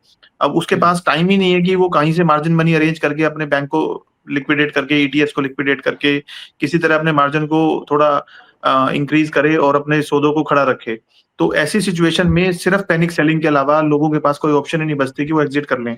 अब ऐसे जब एग्जिट होता है मार्केट से तो सिर्फ सेलर होता है, बायर होता ही नहीं। तो वो जो मार्केट्स को ट्रेंड करता है ना, वो धीरे-धीरे सेलिंग की तरफ ही ट्रेंड करता है और हो सकता है कि कल भी मार्केट डिक्लाइन रहे थोड़ी बहुत, बट मुझे लगता है कि लॉन्ग टर्म में सिल्वर और गोल्ड दोनों ही बहुत तेज हैं और people should stay invested. Okay, ठीक है। मैं एक सवाल अनुज सर आपसे लेना चाहूंगा और हमारे जो दर्शक हैं प्राण शंकर जी, इनका सवाल ले लेते हैं। ये लिख रहे हैं कि इन्होंने जो है 2024 में 11.47 के भाव पर 5,406 टाटा सिल्वर ईटीएफ खरीदा था इन्होंने। अब ये पूछ रहे हैं कि मेरी जो बिटिया है उसके अगले 10 साल के हिसाब से ये शायद कुछ व्यू लेके चल रहे हैं, क्या इसमें आज जो हुआ है तो वो गिरावट जो दिख रही है, क्या इनको क्या करना चाहिए आगे? क्या ये गोल्ड ईटीएफ और सिल्वर ईटीएफ आगे और खरीदना चाहिए, इसमें बने रहना चाहिए, या फिर कुछ और बदलाव की जरूरत लग रही है? देखिए, उन्होंने क्लियर कर दिया कि वो 10 साल के लिए उनका होल्डिंग पीरियड है और मुझे लगता है कि जो उन्होंने लास्ट में रेट लिया होगा अभी भी वो इन द मनी होंगे। मुझे लगता है कि इनको होल्ड करना चाहिए और अगर कोई डिप मिलते हैं तो उसमें एवरेजिंग करके बाय भी करना चाहिए। और मुझे लगता है कि जो उन्होंने रेट पे बाय किया है, आने वाले 10 सालों में जो उनका टारगेट है, यहाँ से मल्टी फोल्ड वो लेवल यहाँ देखने को मिल सकते हैं। तो देखिए, ईटीएफ के अंदर अगर आप देखेंगे, it's a physical just kind of commodity, क्योंकि जो भी ईटीएफ आप बाय करते हैं वो फिजिकल बैक्ड होता है। तो मुझे लगता है कि इनको यहाँ पर होल्ड करना चाहिए और 10 साल का व्यू है, तो मुझे लगता है 10 साल बाद जब ये चेक करेंगे डेफिनेटली इस वीडियो को जरूर वो डिस्कस करेंगे। ओके, सुमित सर, आपसे एक सवाल लेना चाहूंगा कि इस वक्त जो सिचुएशन है गोल्ड सिल्वर के अंदर या ओवरऑल मार्केट की बात करें, शेयर मार्केट की बात करें, कोई चाहता है गोल्ड सिल्वर में पैसा लगाना, तो आप उसको लमसम लगाने की सलाह देंगे या एसआईपी के जरिए आप सलाह देंगे कि थोड़ा थोड़ा ट्रांचेस के अंदर पैसा लगाते रहें, हर महीने पैसा लगाते रहें, या एक बार में लमसम लगा दें? क्या सजेस्ट करेंगे आप? देखिए, मैं हमेशा सजेस्ट करता हूँ कि अपने इन्वेस्टमेंट्स को आप हमेशा डिवाइड करके ही कीजिए। आप एक साथ लमसम में करने से क्या होता है, आपको प्राइस की एवरेजिंग नहीं मिलती और अगर मार्केट गिर जाती है तो आपको एक डर लगता है कि मेरी सारी इन्वेस्टमेंट्स कम हो गई, और बढ़ जाती है तो आपको लगता है कि मैं दोबारा इन्वेस्ट नहीं कर पाता। तो ऐसे में हमें हमेशा एक स्ट्रैटेजी बना के एसआईपी के थ्रू सिस्टमैटिक इन्वेस्टमेंट प्लान करना चाहिए। आजकल तो लोग उसको सिल्वर इन्वेस्टमेंट प्लान बोल रहे थे कि एसआईपी का नया फॉर्म हो गया है। तो हमेशा चंक्स में इन्वेस्ट कीजिए। कुछ 5-6 ओकेजन्स आप साल भर में बना सकते हैं। अपना बर्थडे, अपने स्पाउस का बर्थडे, अपने दोनों बच्चों का बर्थडे हो गया, आपकी एनिवर्सरी हो गई, अक्षय तृतीया, धनतेरस, ऐसे 6-7 ओकेजन हमारे पास मिलते हैं, जिसमें हम हमारे को पूरे साल में जितना भी गोल्ड या सिल्वर लेना है, उसको हम डिवाइड करके पार्ट्स में ले सकते हैं। लेकिन जब मार्केट 40% तक करेक्ट कर चुकी है कल में, तो मुझे लगता है कि आपको एक बड़ा चंक यहाँ पे लमसम भी आप इन्वेस्ट कर सकते हो। तो मेरी ओपिनियन है, जब आप रेगुलर मार्केट को फॉलो कर रहे हैं तो आप डिवाइड करके इन्वेस्ट कीजिए 6-7 ओकेजन्स पे, और जब आप इस तरह की गिरावट वाली मार्केट को देख रहे हो तो it is a very good opportunity to enter in the market, maybe in lump sum. ठीक है सर। अनुज सर, मैं आपसे जानना चाहूंगा सर, प्रेम कुमार जी ने हमें एक सवाल भेजा है। ये पूछ रहे हैं कि इन्हें फिजिकल गोल्ड और सिल्वर खरीदना है। इनके घर में अप्रैल में शादी है सर, यानी कि अभी करीब करीब 2 महीने बाद इनके घर में शादी है। तो ये पूछ रहे हैं कि गोल्ड सिल्वर अभी खरीद ले या फिर अभी थोड़ा सा और इंतजार करें? देखिए, मुझे लगता है कि जो प्राइस नीचे आ रहे हैं ये उन लोगों के लिए बड़ा अच्छा ऑप्शन है, बड़ा अच्छा मौका है, जो इस फोमो में थे कि भाई हम इस रैली का पार्ट नहीं हो पाए। देखिए, हमें लग रहा था कि सिल्वर का भाव 70, 80, $90 तक जाएगा, उतना गया भी, बट उसके बाद जो रैली आई, अगर आप उसको देखेंगे तो महज 10 दिनों के अंदर वो रैली जो है 1.5 लाख रुपए की बढ़ गई, जो कि अनकैलकुलेटेड थी कि भाई वो किस तरीके से प्राइस इंक्रीज हुए, तो वही यहाँ पर सेटल हुआ है। तो अगर आप देखेंगे तो प्राइस जो जनवरी के स्टार्टिंग में थे उस लेवल के आसपास आ गए और यहाँ पर मुझे लगता है कि मार्केट सपोर्ट भी लेगा। तो डेफिनेटली जिनको फिजिकल के लिए चाहिए, जो इस फॉर्म में थे कि भाई 4,20,000 की चांदी हो गई या 1,80,000 का गोल्ड हो गया, तो अब रेट आ गए हैं नीचे और रेट नीचे आ भी रहे हैं, तो मुझे लगता है कि थोड़ा वेट करके वो यहाँ से खरीदारी चालू कर सकते हैं, क्योंकि देखिए शादी का मौका है। और देखिए भारत के अंदर अगर आप देखेंगे तो अभी शादियों का सीजन है, देन उसके बाद आपको फेस्टिवल्स आएंगे तब खरीदारी होगी। देन उसके बाद अगर आप देखेंगे तो एक इंपॉर्टेंट फैक्टर जो हम यहाँ पे बहुत मिस आउट कर रहे हैं कि जो नए फेडरल चेयरमैन का अनाउंसमेंट हुआ है, राइट। इनके लिए पूरा टारगेट होगा कि वो इंटरेस्ट रेट को कट करें, क्योंकि जैसे ही, क्योंकि ट्रम्प साहब ये चाहते हैं कि इंटरेस्ट रेट कट हो, जैसे ही वो अपनी सीट पर आएंगे तो वो एग्रेसिवली इंटरेस्ट रेट कट करेंगे और इंटरेस्ट रेट कट करते ही यू कैन सी कि गोल्ड के भावों में एक सपोर्ट आता हुआ दिखाई देगा, क्योंकि हमने देखा है कि जब जब इंटरेस्ट रेट कट हुए हैं डॉलर इंडेक्स में गिरावट हुई है और गोल्ड के भावों में तेजी आती हुई दिखाई दी है। हो सकता है कि शॉर्ट टर्म के लिए जो गिरावट आई है थोड़ा सा यहाँ पर रुक जाए मार्केट, या लोगों को ऐसा लगे कि अब ये क्या हो गया एकदम से। देखिए ये गोल्ड में होता है, जब प्राइस बढ़ते थोड़ा स्टेबल भी होते हैं, क्योंकि लोगों के अंदर अडेप्टेबिलिटी भी आती है। क्योंकि देखिए यहाँ पर हम अगर आप फिजिकल में जाएंगे तो कोई विश्वास मानने को तैयार नहीं था कि दिसंबर में गोल्ड का भाव 2.5 लाख था और जनवरी के उसमें 4 लाख हो गया। तो ये अडेप्टेबिलिटी जो है ना, इसको आने में थोड़ा टाइम लगता है। तो अडेप्टेबिलिटी जैसी आ जाएगी दोबारा से उसमें रनअप आना चालू हो जाएगा। तो मुझे लगता है कि जिनको शादी के लिए चाहिए डेफिनेटली बहुत अच्छा मौका है, जहाँ पर वो अपने पोजिशंस, अपने फिजिकल ज्वेलरी या गोल्ड जो भी लेना है मैरिज के लिए पर्पस के लिए वो ले सकते हैं। अनुज सर, एक सवाल मैं भी आपसे पूछना चाहूंगा। हमारे एक दर्शक हैं, लिख रहे हैं कि सिल्वर के लिए बेसिकली इनका सवाल है कि सिल्वर और कितना, क्योंकि अभी 9% के आसपास इसमें गिरावट देखने को मिल रही है, 2.65 के आसपास का भाव है। जानना चाह रहे हैं कि ये इस महीने और ज्यादा नीचे जा सकता है या यहाँ पर स्थिर रहेगा, ऊपर बढ़ने की कोई गुंजाइश दिख रही है आपको? देखिए मुझे लगता है कि अगले हफ्ते में ये सब सेटल हो जाएगा, क्योंकि जो मार्जिन हैं वो खाली बायर के लिए नहीं, वो सेलर के लिए भी मार्जिन बढ़े हैं। ऐसा नहीं है कि खाली मार्जिन के लिए बायर बढ़ा। तो अगर मार्जिन जो है सिल्वर में 58%, जो आपका 67% मार्जिन बढ़ा है, वो बायर के लिए नहीं सेलर के लिए भी मार्जिन बढ़ा है। तो जो शॉर्ट सेल करने वाले हैं वो भी यहाँ पर मार्जिन भरना पड़ेगा। देखिए अभी जो मार्केट चल रहा है वो मार्जिन शॉर्टेज की वजह से पोजिशंस कट रही हैं। वो आज मुझे लगता है कि आज डोमेस्टिक मार्केट में और कल इंटरनेशनल मार्केट में आपको होती हुई दिखाई देंगी। तो अगला हफ्ता जो है वो थोड़ा सा रहेगा, उसके बाद मुझे लगता है कि मार्केट सेटल हो जाएगा और मुझे लगता है कि अगले हफ्ते से ही आपको रिकवरी भी दिखाई देनी चालू हो जाएगी। बट हाँ, ये आप मान के चलिए कि जिस तरीके रिकवरी हमने जनवरी में देखी थी, जिस तरह का मोमेंटम जनवरी में था, वो शायद ना हो, क्योंकि मार्जिन बढ़ चुके हैं। और मार्जिन आज के टाइम में अगर किसी को देखिए एक 70 लाख का चांदी लेने के लिए अगर किसी को 57 लाख देने तो फिजिकल नहीं बाय कर लेगा। अभी सीधा से कैलकुलेशन यहाँ पर बनता है। तो हो सकता है कि ज्यादा मार्जिन होने की वजह से पार्टिसिपेशन कम देखने को मिले, वॉल्यूम कम देखने को मिले, तो हो सकता है कि थोड़ी वॉलिडिटी वहां पर कम देखने को मिले। तो मुझे लगता है कि जब तक मार्जिन ये हाइज रहेंगे तब तक हो सकता है कि आपको उतना बड़ा मोमेंटम ना देखने को मिले। बट हाँ, ये जरूर है कि आपको अगले हफ्ते से मुझे लगता है कि मार्केट स्टेबल होता हुआ दिखाई देगा और कहीं ना कहीं लोअर लेवल से आपको कुछ खरीदारी देखने को मिलेगी। ओके, ठीक है सर। सुमित सर, एक सवाल मेरा आपसे रहेगा। हालांकि अभी अनुज सर से डिस्कस भी हुआ, शादी का सीजन आ रहा है, वेडिंग सीजन आ रहा है, उसकी डिमांड पर लेकर कविता शर्मा जी, इन्होंने हमें अपना सवाल भेजा है। ये कह रही हैं कि ये जो वेडिंग सीजन अब आ रहा है, क्या इसमें सोने चांदी की डिमांड पर असर पड़ेगा? क्योंकि हालांकि गोल्ड की अगर सर हम बात करें तो गोल्ड के प्राइसेस कहाँ भी पहुंच जाए, अभी प्री बजट भी आपसे ये डिस्कस हो रहा था, भारत में अगर किसी को सोना खरीदना है शादी ब्याह के लिए तो वो खरीदता ही है, कहाँ भी क्यों ना पहुंच जाए। तो इस डिमांड पर क्या आपको लग रहा है कि इसकी डिमांड पर असर होता हुआ नजर आएगा? प्राइसेस अगर इसी तरीके से कम होते हैं, डिमांड बूस्ट हो सकती है गोल्ड की, स्पेशली क्योंकि वेडिंग सीजन अब आने वाला है अगले 1 से 2 महीने में। देखिए जैसे ही वेडिंग सीजन आता है, जिसको जो शादी के लिए अपना सामान लेना होता है, वो सामान उसकी क्वांटिटी फिक्स होती है कि उनको 5 नेकलेस लेने हैं, 2 लेने हैं, 6 लेने हैं, तो वो नेकलेसेस जरूर लेते हैं। अब ट्रेंड में हम क्या देख रहे हैं कि जैसे ही रेट्स इंक्रीज होते हैं तो लोगों की क्वांटिटी तो उतनी रहती है, उनके वेट्स कम हो जाते हैं। मतलब हर आदमी बजट लेके अपने घर से निकलता है कि मुझे अपनी शादी में इतना स्पेंड करना है। तो जब रेट्स इंक्रीज होते हैं तो ऑब्वियसली वो बजट थोड़ा हिल जाता है। तो या तो उनको बजट थोड़ा एक्सटेंड करना पड़ता है या फिर वो अपनी क्वांटिटी को थोड़ा श्रिंक कर लेते हैं और सामान कम वेट का लेते हैं। और जैसे ही मार्केट्स नीचे की तरफ आती है, दिखाई देती है हमें कि रेट्स गिर रहे हैं, तो बायर जो है वो बहुत बड़ी मात्रा में निकल जाते हैं। और तो it is a positive sign for jewellers also. जैसे ही रेट्स थोड़े कम होते हैं तो एकदम से हमारे पास मूवमेंट बढ़ती है और बायर्स जो है वो निकलते हैं और ज्यादा ज्वेलरी लेते हैं। और जब रेट्स बढ़ जाते हैं बहुत ज्यादा तो मार्केट में थोड़ी सी स्टेबिलिटी आ जाती है और लोग एकदम से अपनी परचेजेस को डेफर कर देते हैं कि हम थोड़े दिन बाद लेंगे। ऐसा एक ट्रेंड जनरली हम देखने को मिलता है। अनुज सर, अभी पिछले कुछ महीनों में एक इस तरीके का ट्रेंड हम कहें कि देखने को मिला, क्योंकि गोल्ड के प्राइजेस इतनी तेजी से बढ़े, तो जो लोग 24 कैरेट पहले खरीदते थे, प्योरिटी 24 कैरेट का सोना जो खरीदते थे, उन्होंने उसको 22 कैरेट पे आ गए या फिर 18 कैरेट पे उन्होंने उसको खरीदना शुरू कर दिया।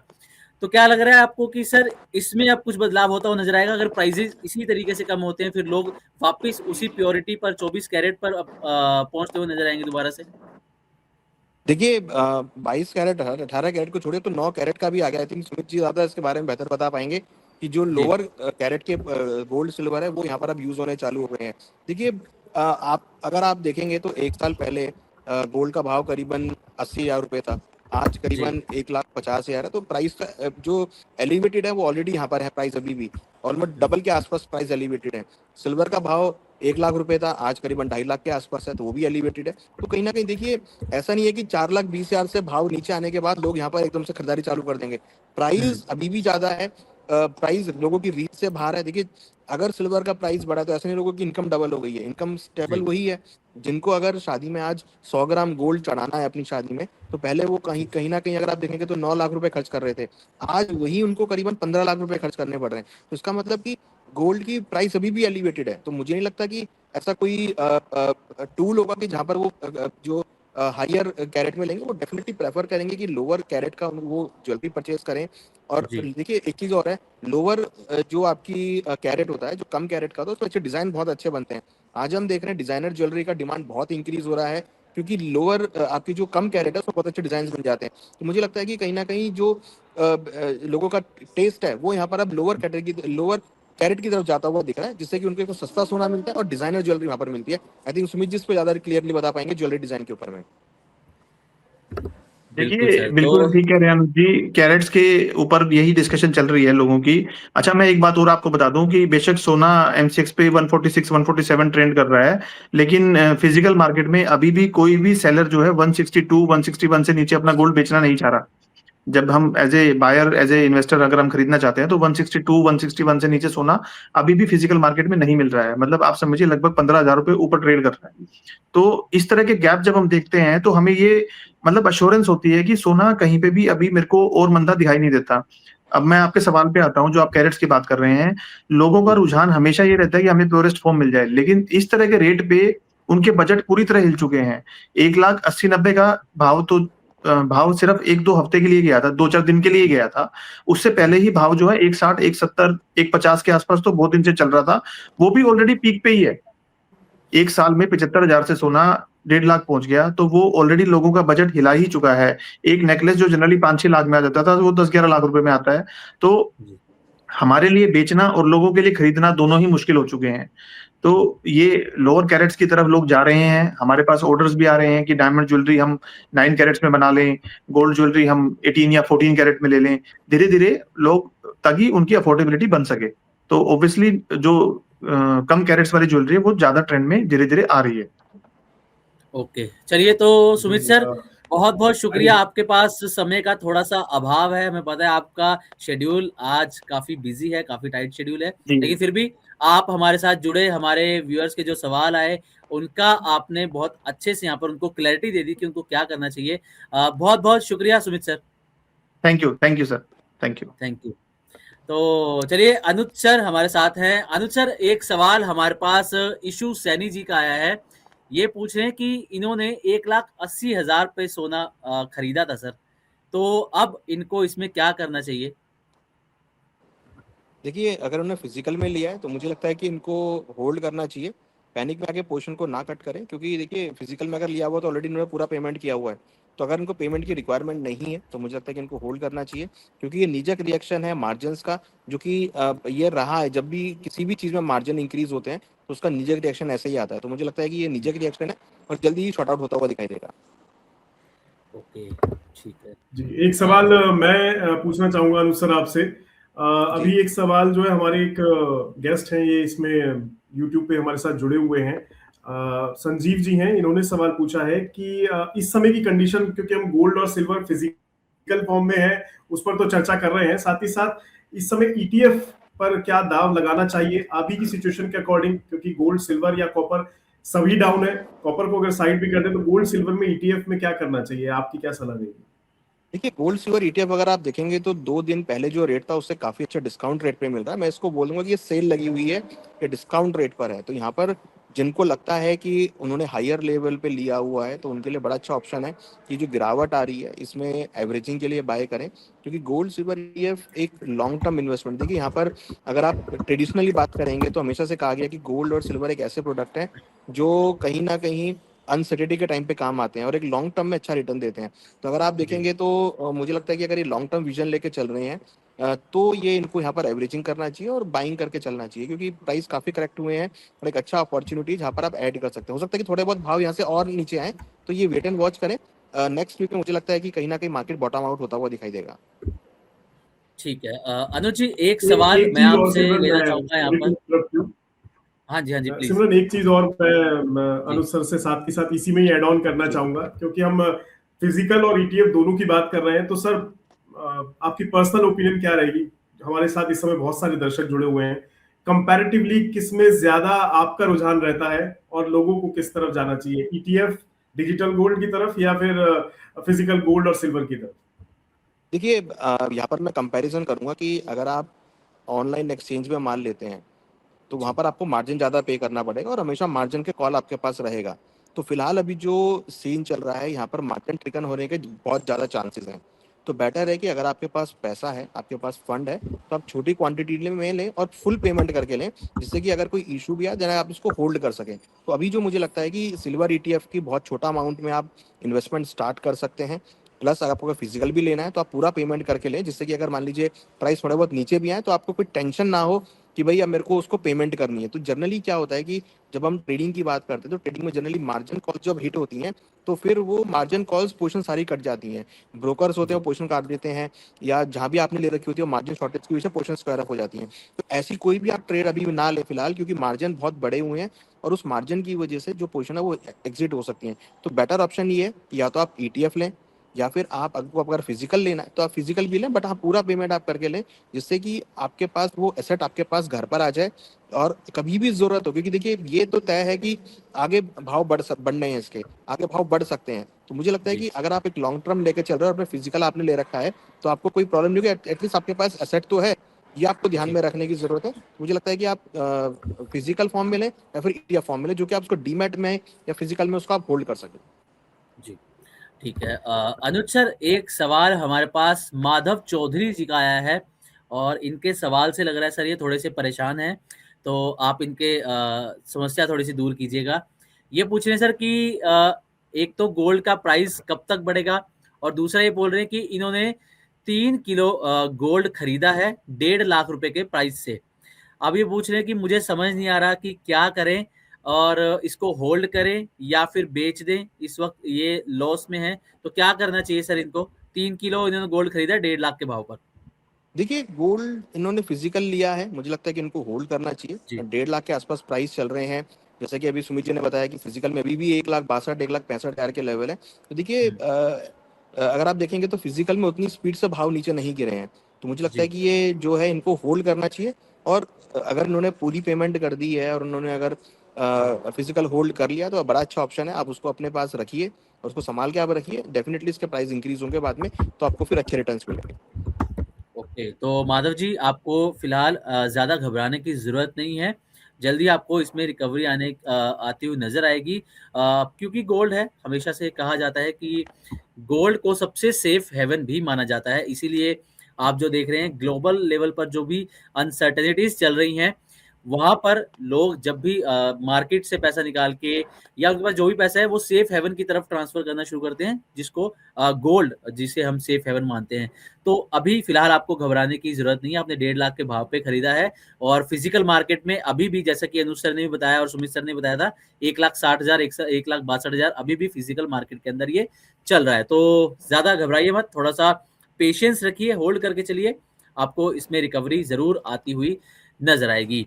सर इस वक्त ना अनुज सर, लोगों के अंदर पैनिक बहुत ज्यादा आ गया पिछले 2 दिन के अंदर ही। आप देखेंगे कि 30 जनवरी के जो हुआ सिल्वर और गोल्ड के अंदर, लोग बहुत ज़्यादा पैनिक सिचुएशन में हैं, आज भी लोग बहुत ज़्यादा पैनिक सिचुएशन में हैं। तो सर ऐसे लोगों को आप क्या सलाह देंगे कि क्या करना चाहिए? ज़्यादा क्या बेच कर निकल जाए या इस पैनिक सिचुएशन को किस तरीके से हैंडल करें वो? देखिए, आपने बड़ा अच्छा वर्ड यूज़ किया है, पैनिक। और पैनिक में क्या होता है कि लोग इधर-उधर ज़्यादा भागते हैं। तो जो अगर आप स्टेबल हो गए ना, तो अगर आप स्टेबल, आपको पता है कि रीज़न क्या है। रीज़न क्या है? सिर्फ मार्जिन। और पैनिक पता है किसकी वजह से? सिर्फ वो पैनिक है मार्जिन्स की वजह से। क्योंकि लोगों ने पोज़ीशंस ले रखी हैं ऑनलाइन एक्सचेंजेस में, जहाँ पर मार्जिन का इश्यू है। प्राइस जो, देखिए, जिन्होंने फुल पेमेंट करके माल उठा रखा है, उनको कोई घबराने की ज़रूरत नहीं है, क्योंकि यहाँ पर जो है एक्सपेक्टेशन पॉजिटिव है। बट जिन्होंने मार्जिन पे माल उठा रखा है, जिन्होंने मार्जिन पे ले रखा है, वहाँ पर वो पैनिक कर रहे हैं। तो मुझे लगता है कि उनको वो पैनिक नहीं करना चाहिए। पोजीशन को आप अपने घर पे कैरी कर लीजिए, क्योंकि मुझे लगता है कि आने वाले टाइम में एक, अगर हम एक व्यू की बात करें या दिवाली 2026 तक बात करें, तो मुझे लगता है कि ट्रेंड इसका पॉजिटिव रहेगा और वहाँ पर आपको रिकवरी भी देखने को मिलेगी। जी, मैं अनुज आपसे एक चीज पूछना चाहूंगा। जैसा कि अभी बात चली रही है, फिलहाल की जो स्थिति है उसके अकॉर्डिंग, क्योंकि कई लोग ये सवाल भी पूछ रहे हैं साथ ही साथ कि चाहे सिल्वर हो चाहे गोल्ड हो, अभी की स्थिति के अनुसार क्या खरीदारी करनी चाहिए?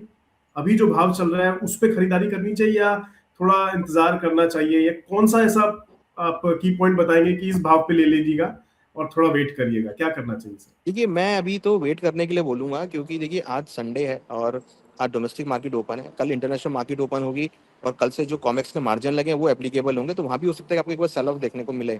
तो बेटर है कि आप 2-3 दिन वेट करिए। 2-3 दिन में प्राइस सेटल होते हुए दिखाई देंगे, क्योंकि मार्जिन्स का ज़्यादा से ज़्यादा 2 या 3 दिन इफेक्ट रहता है। तो 2-3 दिन के अंदर मार्जिन सेटल हो जाएंगे, देन उसके बाद आप उसको जो है खरीदारी के तौर पे देख सकते हैं। अगर हम लेवल वाइज बात करें, तो मुझे लगता है कि डाउन साइड में $4700, अगर हम डॉलर प्राइस की बात करें, 4600 से लेकर $4700 के आसपास मार्केट कहीं सेटल हो सकते हैं। सिल्वर की अगर बात करें, तो 60 से लेकर $70 के बीच प्राइस सेटल होते हुए दिखाई देंगे। देन वहां से आप खरीदारी स्टार्ट कर सकते हैं। फिलहाल फ्रेश खरीदारी से अभी रुकना चाहिए, क्योंकि मार्जिन बहुत बड़े हुए हैं। पोजिशंस जो हैं वो, देखिए, एक बिडास्क होता है। अगर आप ऑनलाइन में जाएंगे तो बिडास्क बहुत बढ़ गए हैं, तो आपको 500-500 जी। रुपए के बिडास्क देखने को मिल रहे हैं। तो ये एक हेल्दी मार्केट की निशानी नहीं है, क्योंकि मार्जिन्स हैं, फ्रेश को खरीदारी कर नहीं रहा है, फ्रेश को बिकवाली नहीं कर रहा है। जिनकी लोग पोजीशंस पड़ी हैं वही यहाँ पर खाली बिकवाली करते हुए नजर आ रहे हैं। तो मुझे लगता है कि बेटर है कि आप एक बार थोड़ा वेट कर लीजिए। आप देखिए, बजट का भी यहाँ पे सेटलमेंट होगा। बजट आया है, बजट की एनालिसिस होगी। बजट में कुछ चीज़ें हैं जिसमें बैटरी के बारे में डिस्कस किया गया है, लिथियम बैटरी के बारे में डिस्कस किया गया है, न्यूक्लियर पावर के बारे में डिस्कस किया गया है। तो उन सब में ये मेटल्स यूज होते हैं, और ये मेटल यूज होंगे। और देखिए, ईवीज के ऊपर ध्यान दिया गया है, रिन्यूएबल एनर्जी के ऊपर ध्यान दिया गया है। तो अब ये उसका एनालिसिस आएगा कि किस के ऊपर, किन चीज़ों में सिल्वर का यूसेज है, बैटरी के ऊपर पूरा यूसेज है। तो मुझे लगता है कि एक बार बजट का एनालिसिस आ जाए, क्लियरिटी हो जाए, तो मुझे लगता है कि फिर उसके बाद खरीदारी करना चाहिए। ओके, ठीक है सर। सर, अभी आपने अनुसार यहाँ पर ज़िक्र किया इंटरनेशनल मार्केट का कि आज तो अभी डोमेस्टिक मार्केट के बेस पे हम देख रहे हैं गोल्ड सिल्वर को। इसी से जुड़ा सर हमारे पास एक सवाल आया है विकास अग्रवाल जी का। ये पूछ रहे सर कि आज हम डोमेस्टिक मार्केट या बजट के ऊपर बात कर रहे हैं, गोल्ड सिल्वर के इम्पैक्ट पर बात कर रहे हैं, लेकिन कल जब इंटरनेशनल मार्केट खुलेगा तब गोल्ड सिल्वर में सर क्या कुछ हो सकता है? ये संभावनाएँ यहाँ से आपसे जानना चाह रहे हैं।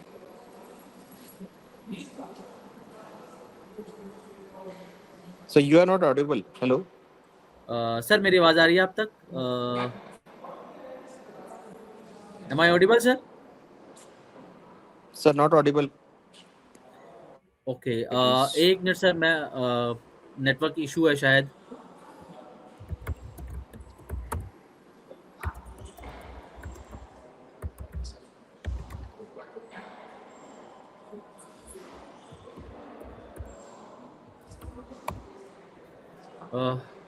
यहाँ पर नेटवर्क में थोड़ी-सी दिक्कत की वजह से शायद आवाज़ में यहाँ पर थोड़ी परेशानी हो रही है। मैं रिक्वेस्ट करूँगा कि प्लीज़ 1 से 2 मिनट इंतज़ार करें। सर, अब आप मुझे सुन पा रहे हैं अनुज सर? चलिए, तो अनुज सर, थोड़ा नेटवर्क में इशू है, तो रिकनेक्ट करेंगे दोबारा से। तब तक हम थोड़ा-सा यहाँ पर जो भी सर ने यहाँ डिस्कस किया गोल्ड सिल्वर के बारे में, इसके अलावा और भी बजट के बारे में कि बजट से जो उम्मीदें थी क्या उसमें कुछ हुआ या नहीं हुआ, उसके बारे में यहाँ पर बात करी। दर्शकों के हमारे पास लगातार सवाल आ रहे हैं, यहाँ पर उस पर भी सर से हमने डिटेल में बातचीत करी है। और जल्द ही अनुज सर हमारे से रिकनेक्ट करेंगे। हम दोबारा से उनसे जो है गोल्ड सिल्वर पर सवाल जवाब का सिलसिला दोबारा से शुरू करेंगे। कुछ नेटवर्क इशू की वजह से यहाँ पर दिक्कत है। तब तक हमारे साथ मार्केट एक्सपर्ट जुड़ चुके हैं योगेंद्र कपूर सर।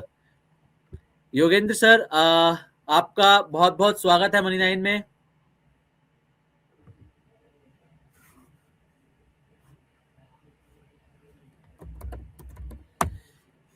सर मेरी आवाज आ रही है? जी रोहित भाई, आपकी आवाज आ रही है। यहाँ पर शायद नेटवर्क में कुछ इशू चल रहा है, मुझे लग रहा है, क्योंकि अनुज सर डिस्कनेक्ट हो गए हैं। इशू है। योगेंद्र जी आ गए हैं। चलिए योगेंद्र सर, आपका बहुत बहुत स्वागत है मनी 9 में। Good afternoon. Good afternoon sir.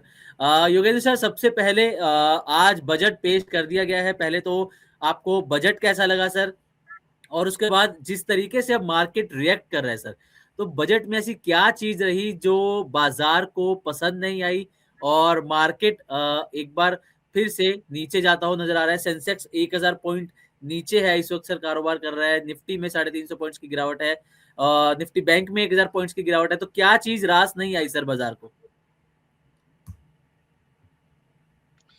देखिए, मैं अगर पहली चीज मेरा रिएक्शन ये रहेगा कि मेरे पॉइंट ऑफ व्यू से ये बजट जो है ये थोड़ा डिसअपॉइंटिंग बजट रहा है। क्योंकि देखिए, आज हम T20 का गेम खेलते हैं और उसमें जो है अब हम पॉलिसीज जो है अगर हमारी जो है टेस्ट मैच वाली होंगी तो वो आज के पर्सपेक्टिव में नहीं वर्क कर सकती। माय पॉइंट इज कि इस बजट के अंदर देखिए, एक स्पेसिफिकली जो सबसे स्ट्रेस सेक्टर है, जो स्मॉल एंड मीडियम एंटरप्राइजेस है, वो एक अलग डिफरेंट टाइप के कंसेशंस और बेनिफिट्स जो है वो देख रहा था। और इसमें मैं ये कहूंगा कि देखिए, आप गवर्नमेंट इस टाइम क्या कर सकती थी? 3 तरीके थे कि entrepreneurship as well as small and medium enterprise के अंदर जो है इन्वेस्टमेंट्स को प्रोपेल करना था। उसके लिए आपको डायरेक्ट टैक्स इंसेंटिव्स देना बहुत जरूरी था, specifically in the background of जब हम देखते हैं कि 2025 जो है वो एक टर्बुलेंट ईयर रहा है, जिसमें टैरिफ्स की वजह से स्पेसिफिकली जो लेबर इंटेंसिव सेक्टर्स हैं वो जो है अफेक्ट हुए हैं। और तो पॉइंट इज कि एक तो ये कि डायरेक्ट टैक्स इंसेंटिव, एक उसके अलावा सेकंड इज कि availability of credit to SMEs, and third is कि जब आप एक्सपोर्ट्स को आगे ड्राइव करना चाहते हैं तो उसके लिए बहुत जरूरी है कि जो आपका रॉ मटेरियल यूज होता है उसमें उसकी मैन्युफैक्चरिंग के अंदर जो है आइटम की, तो उसमें आप इंपोर्ट ड्यूटीज को जो है कम कर सकते थे, जिससे कि आपका जो एसएमई सेक्टर है वो और उसमें लोग जो है वो फर्दर ड्राइव हो इन्वेस्टमेंट करने के लिए। तो ये मेरे कुछ मेजर रीजंस हैं। जहां तक इंडस्ट्री का सवाल है, जहां तक स्टॉक मार्केट का सवाल है, ये टाइम मेरे हिसाब से नहीं था किसी भी टाइप से फ्रेश टैक्सेस को इंक्रीज करने के लिए। तो मेरा पॉइंट इज कि जो एसटीटी के अंदर उन्होंने जो रेट इंक्रीज किया है, तो I think at the moment it seems कि वो थोड़ा इंडस्ट्री ने उसे नेगेटिवली लिया है। ओके, ठीक है सर। और सर जी जी प्लीज मैं पूछता हूँ। नमस्कार सर, मैं रोहित कौशिक मनी 9 से। सर मैं ये जानना चाह रहा था कि अभी जैसा कि बाजार का हाल दिख रहा है, बाजार को तो ये रास आया नहीं ऐसा दिखाई दे रहा है बजट फिलहाल। और जो हम, क्योंकि हमारा जो शो है ये गोल्ड और सिल्वर और कॉपर इससे रिलेटेड है, इससे रिलेटेड जो इंडस्ट्रीज हैं उन पर ज्यादा इम्पैक्ट देखने को मिला है। हमने कई सारे देखे, जैसे हिंदुस्तान कॉपर वाली बात हो या और जो इंडस्ट्रीज हैं उन पर भी इम्पैक्ट पड़ा है। खासकर जो सिल्वर और कॉपर का इस्तेमाल करती है, इंडस्ट्रियल इस्तेमाल ज्यादा है जहां पर, वहां इम्पैक्ट ज्यादा देखने को मिल रहा है। इसके पीछे कारण बजट ही है या और कोई कारण है? क्योंकि ये तो पहले से ही डाउन चल रहे थे, बजट के आने के बाद उन पे और ज्यादा दबाव देख रहे हैं आप, या कुछ बदलाव महसूस करेंगे आगे के लिए? देखिए, जैसा अभी हमने इन द पास देखा कि जिस तरीके से सिल्वर के रेट्स जो बड़े अनप्रेसिडेंटेड वे में, तो हमें एक चीज को समझना है कि सिल्वर का जहां तक इंडस्ट्रियल डिमांड का सवाल है और उसका यूटिलाइजेशन, तो वो ईवी में, सोलर पैनल्स में, मेडिकल डिवाइसेस, इलेक्ट्रॉनिक्स, ये सब इंडस्ट्रीज ऐसी हैं कि जहां पर इनका इस्तेमाल ज्यादा होता है। और हमें एक चीज खुद समझनी है कि जिस पेस से सिल्वर बढ़ा, क्या उस पेस से जो ईवी इंडस्ट्री है या ये जो 4 सनराइज इंडस्ट्रीज थी, क्या उसके अंदर बिजनेस या लोगों की इनकम उस हिसाब से बढ़ी है? The answer is no. तो पॉइंट इज कि लोग जो है वो एक्सपेक्ट कर रहे थे, स्पेसिफिकली इंडस्ट्री, कि इस बजट के अंदर जो है हमारे को इंपोर्ट ड्यूटीज में रिलैक्सेशन मिलेगी, specifically in the wake of जिस तरीके की अनप्रेसिडेंटेड चेंजेस जो हमने 2025 में देखी हैं। तो उस पर्सपेक्टिव में मैं ये देखता हूँ कि क्योंकि वो उस तरीके से बजट नहीं ठहरा है तो लोगों को डिसअपॉइंटमेंट है। ओके सर, एक सवाल मैं भी आपसे जानना चाहूँगा यहाँ पर, क्योंकि हमने यहाँ गोल्ड सिल्वर की बात कर रहे हैं, इंपोर्ट ड्यूटी की आपने जिक्र किया। सर, हमारे पास ना दर्शकों के कुछ सवाल, क्योंकि हम लाइव शो कर रहे हैं तो दर्शकों के सवाल भी आ रहे हैं। मैं चाहूँगा आपसे कि प्लीज़ आप उनकी क्वेरी, जो भी उनकी कन्फ्यूजन है, प्लीज़ उसको भी आप दूर करें। एक सवाल सर रिद्धिमा जी का है यहाँ पर, रिद्धिमा शर्मा जी। रिद्धिमा शर्मा जी ये पूछ रही हैं कि इन्होंने पहली बार सिल्वर परचेज किया, ईटीएफ, सिल्वर ईटीएफ इन्होंने परचेज किया, और ये इस वक्त जो है वो 5 लाख रुपए लॉस में है। 5 लाख रुपए लॉस में है सर ये। अब इनको क्या करना चाहिए सर, ये पूछ रही हैं ये। देखिए, एक चीज तो बिल्कुल जाहिर हो रही है कि वो एक स्पेकुलेशन का पार्ट बनी है और उन्होंने एक प्रोफेशनल एडवाइस जो है वो नहीं ली है, जिसकी वजह से ये जिस तरीके का नुकसान आपने बताया। अब मेरा मानना ये है, और बहुत क्लैरिटी है इस पॉइंट ऑफ व्यू से, कि सिल्वर के अंदर अभी हम शॉर्ट टर्म के अंदर वॉलेटिलिटी देखेंगे जो रहेगी, और ये समय फ्रेश परचेजिंग का तो है नहीं for sure in silver. Yes, अब मेरा ये मानना है कि अगर तो वो अब कुछ टाइम तक सस्टेन कर सकती है for a while, let's say I would say at least 6 months and above, तो आप ये देखेंगे कि एटलीस्ट उनके जो करंट, अगर वो लॉसेस पे और फर्दर चल भी रही है तो वो किस एक्सटेंट तक जो है रिकवर हो जाएंगे। ओके सर, सिल्वर की यहाँ पर हमने बात की, तो कुछ शेयर्स जो सीधे सीधे यहाँ पर सिल्वर से जुड़े हुए हैं। हिंदुस्तान कॉपर की अगर मैं बात करूं तो आज 21-22% का नीचे है सर, लोअर सर्किट लगा हुआ है। इसके अलावा हिंदुस्तान जिंक की अगर मैं बात करूं तो हिंदुस्तान जिंक भी 20 से 21% नीचे है सर। तो इन शेयर्स में, जिनके पोर्टफोलियो में ये शेयर्स है, हिंदुस्तान कॉपर, हिंदुस्तान जिंक जैसे, उनको क्या करना चाहिए? क्योंकि पिछले 1 साल में मल्टी बैगर तो ये बन गए, रिटर्न इन्होंने जबरदस्त दे दिया, लेकिन अब इनके अंदर आज या 2 दिन पहले भारी गिरावट देखने को मिली, प्रेशर देखने को मिला। अब इन शेयर्स के अंदर क्या करना चाहिए सर?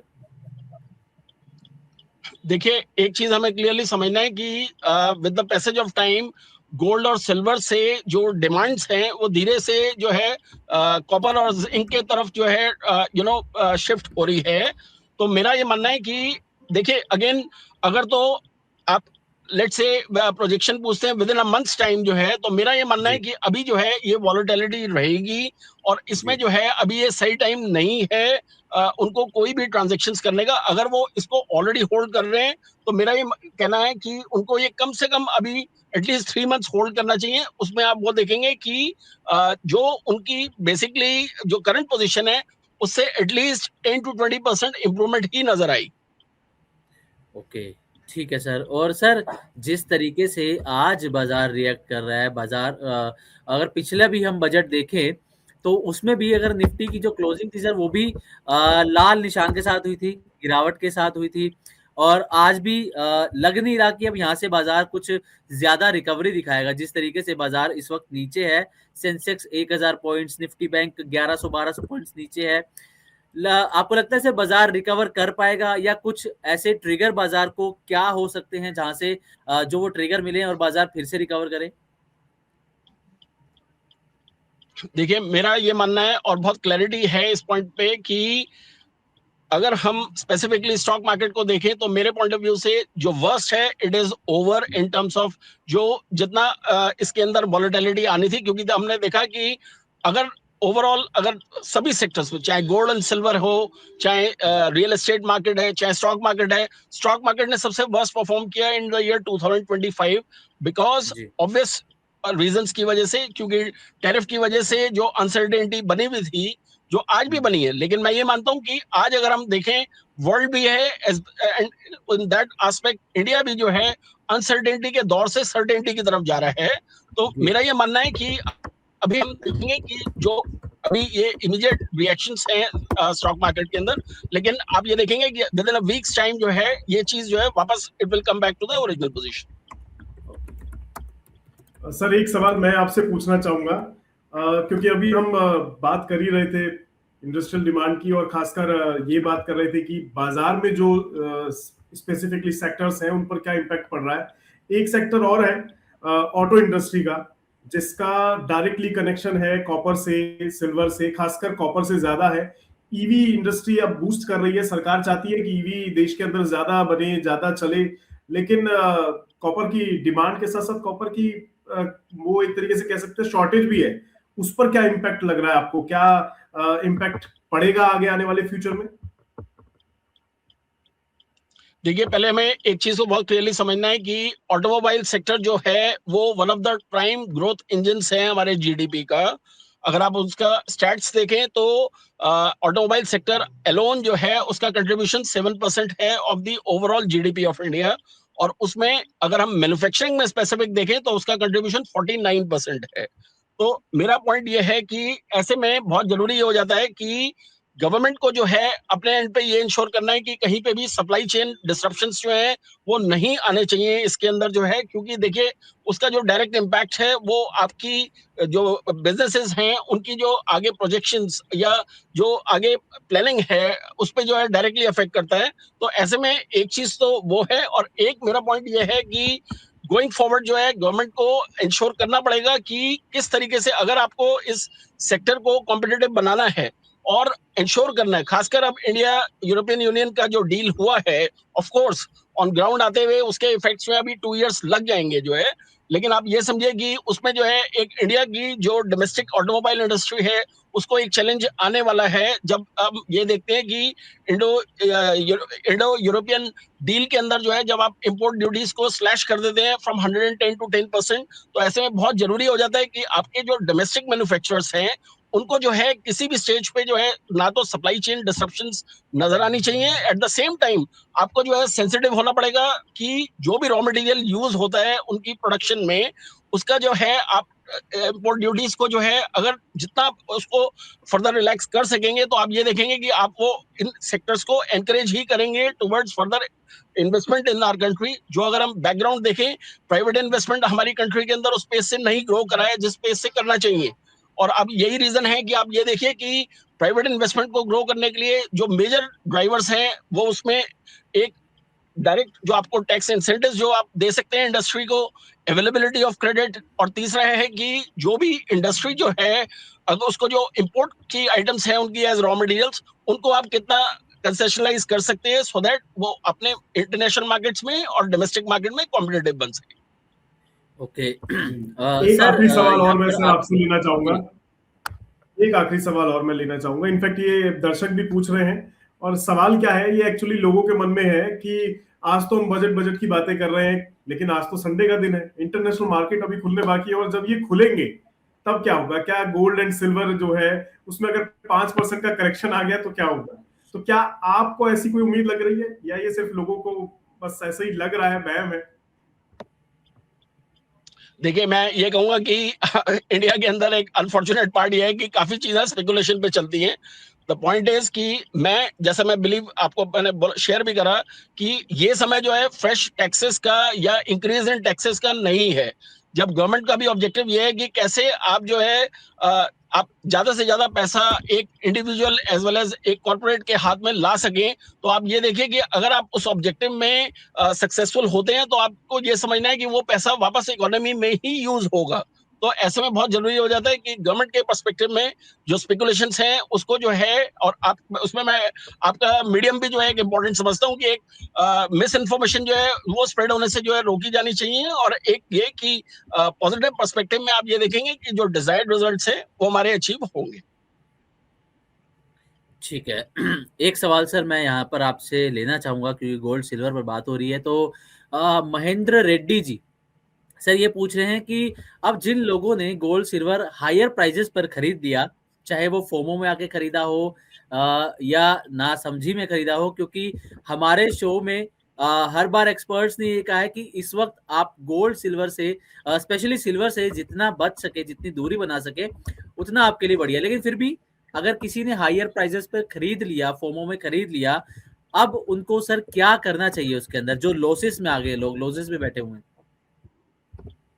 देखिए, मेरा इस मामले में एक चीज बहुत क्लियरली कहना है कि जिन लोगों ने ये, अगर वो अभी करंट लॉसेस पे चल रहे हैं और स्पेसिफिकली इस पॉइंट को मैं अंडरलाइन करना चाहूंगा कि अगर उन्होंने ये इन्वेस्टमेंट फंड्स को बोरो करके करी है कहीं से और लोन लेके करी है, तो उनको इमीडिएटली जो है इसको चीज को सेल आउट कर देना चाहिए, क्योंकि इमीडिएट शॉर्ट रन के अंदर जो है अभी इन्वायरमेंट वॉलेटाइल रहेगा और उसमें जो है हम ये देखेंगे कि अगर वो रिटर्न के पॉइंट ऑफ व्यू से देखेंगे तो उनका वो नेगेटिव रिटर्न में ही शिफ्ट होगा जो फाइनल पोजीशन है।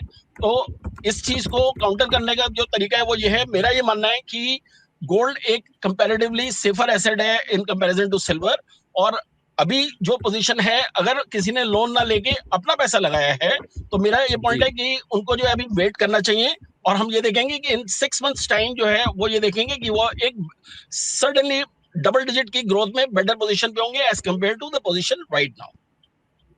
ओके, ठीक है। सर आपसे एक आखिरी सवाल मैं यहाँ पर लेना चाहूंगा।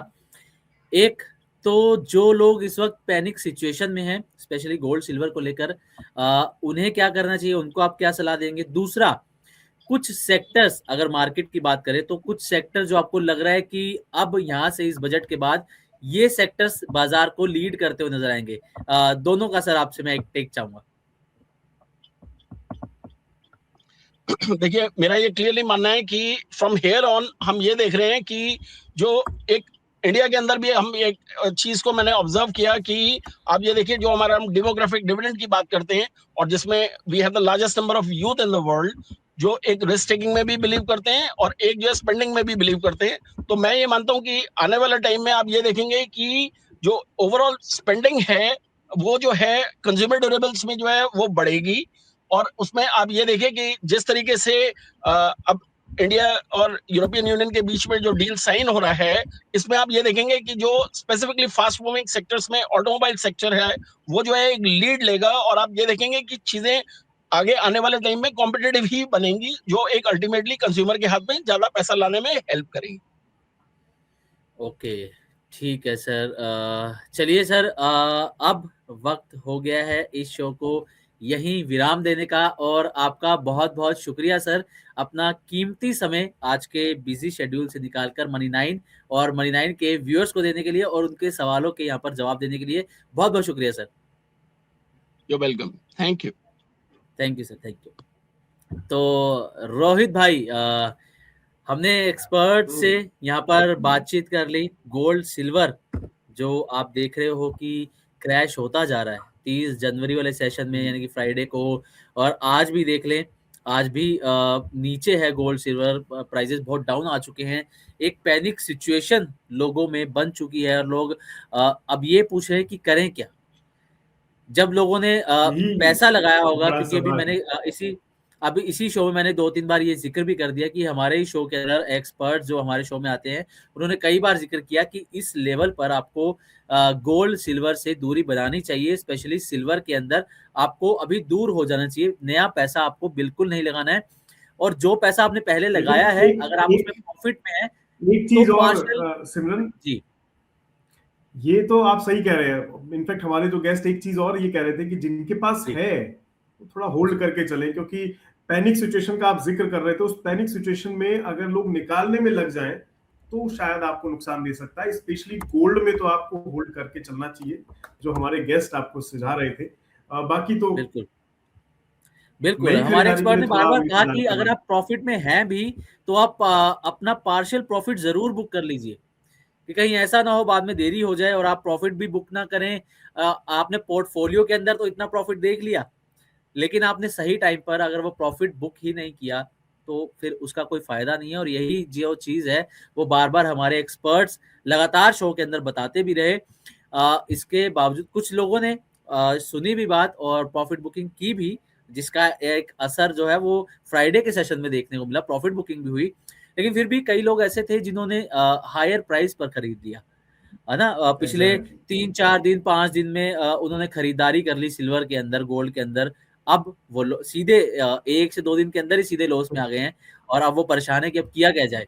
तो ऐसे में हमारी कोशिश यही थी, कहते हैं कच्चा लालच। बिल्कुल कच्चा लालच कहते हैं। अक्सर लोग ना भागते हुए चीजों में खरीदारी करते हैं, गिरने पर नहीं करते हैं। जबकि होना ये चाहिए कि जब आपको गिरावट दिखाई दे रही हो तो आपको खरीदारी की तरफ देखना चाहिए कि अब ये और गिरना है तो थोड़ा रुको, बाजार के मूड माहौल को समझो, गिरावट में खरीदना चाहिए। भागते हुए में खरीदोगे तो नुकसान की संभावना 100% हो सकती है। बिल्कुल, इसीलिए एक्सपर्ट हमेशा बाय ऑन डिप की सलाह देते हैं। तो चलिए रोहित भाई, हमने मुझे लगता है कि हमने इस शो के अंदर हमारे जो भी स्पेशली जो हमारे व्यूअर्स के सवाल आ रहे थे सिल्वर गोल्ड को लेकर या मार्केट पर भी हमने बातचीत यहाँ पर करने की कोशिश की है। तो हमने लगभग उनके सवालों के यहाँ पर जवाब देने की कोशिश की, हमारे एक्सपर्ट से उनके सवालों का यहाँ पर जवाब देने की कोशिश की। तो रोहित भाई वाइंड अप करते हैं अभी के लिए। बिल्कुल बिल्कुल, अभी के लिए चलिए वाइंड तो अप करना बनता है। बिल्कुल। चलिए तो इस कार्यक्रम में अभी के लिए बस इतना ही। उम्मीद करते हैं कि हमने आपके लिए स्पेशली बजट के दिन ये स्पेशल शो आपके लिए रखा गोल्ड और सिल्वर के ऊपर, ये आपको पसंद आया होगा।